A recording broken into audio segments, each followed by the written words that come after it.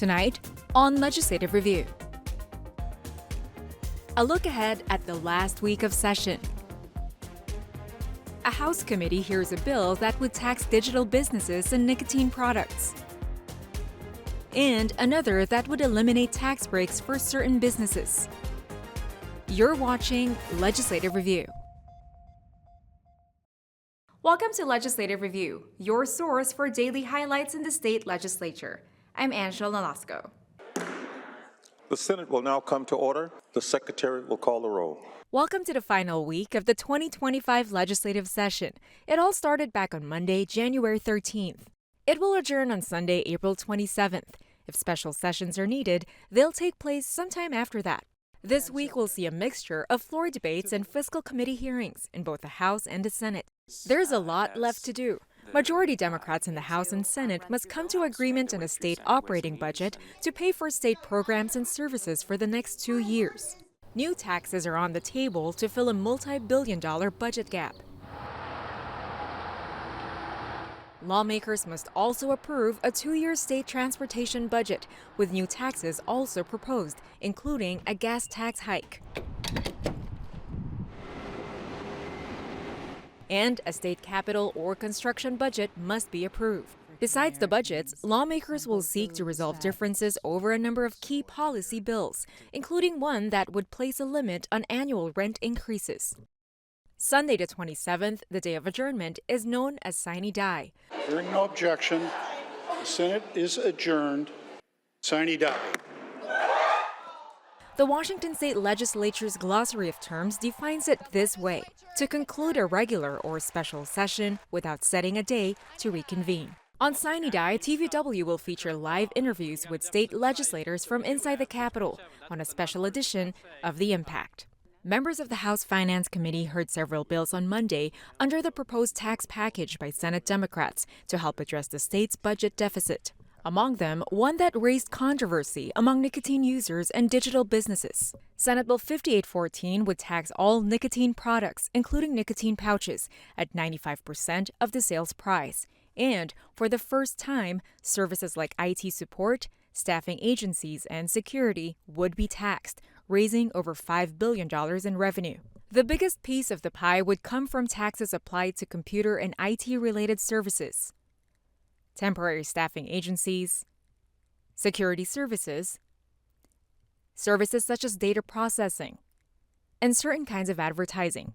The tax on cigarettes is estimated to be at an extra $2 per pack, so smokers could see prices go up significantly. Synthetic nicotine products would also be taxed unless they're FDA approved to help people quit. Under the bill, large businesses, those with over $3 million in sales, would be asked to prepay some of their sales taxes starting in 2027.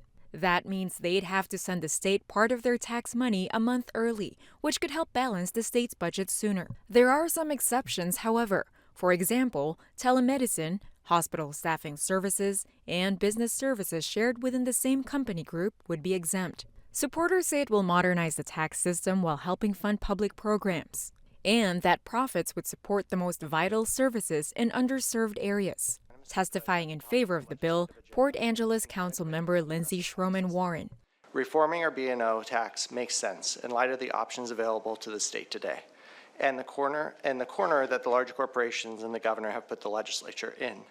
While we preferred the less regressive revenue policies that they killed earlier in the session, we know that our community needs the revenue so we can maintain critical services to our local economy, like our hospital and childcare.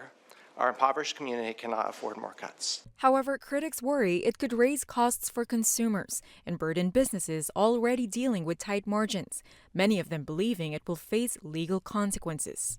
Speaking in opposition, Deb Peters of Americans for Digital Opportunity. In addition to the economic harm of Senate Bill 5814, it raises serious legal concerns. It risks violating the Permanent Internet Tax Freedom Act by levying discriminatory taxes on electronic commerce. This bill would impose a tax on all digital and non-digital advertising services, with exceptions for print, radio, and TV ads.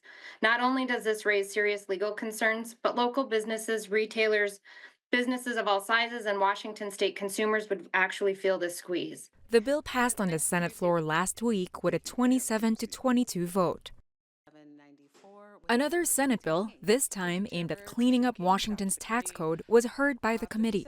Senate Bill 5794 rolls back several of what advocates call old or outdated tax breaks. The bill proposes to eliminate a range of tax exemptions and special rates, including some for credit unions, international investment firms, prescription drug resellers, and sellers of gold and precious metals. Many of these breaks were put in place years ago, but are now considered obsolete or no longer effective.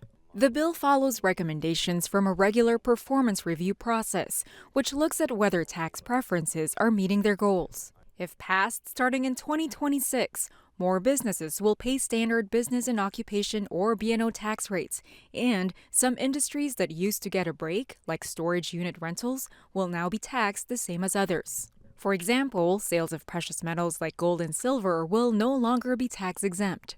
And companies that rent out self-storage units will now be taxed, even if a customer rents the space long-term. Supporters say this helps simplify the tax system, close loopholes, and ensure everyone pays their fair share.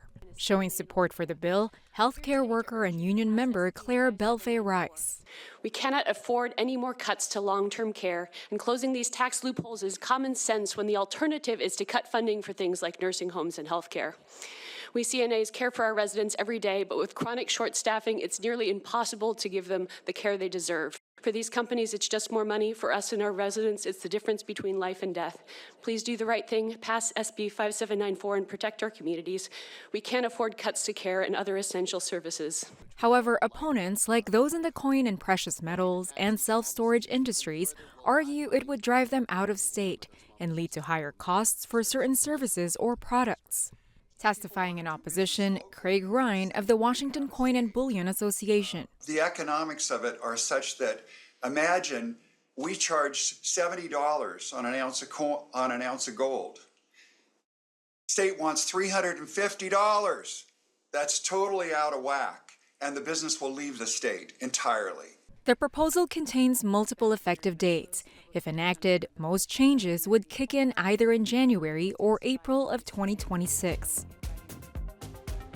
Unless bumped by live legislative coverage, you can always watch Legislative Review nightly at 8 and 11. And don't forget, we're also on YouTube, and our audio version is on Spreaker.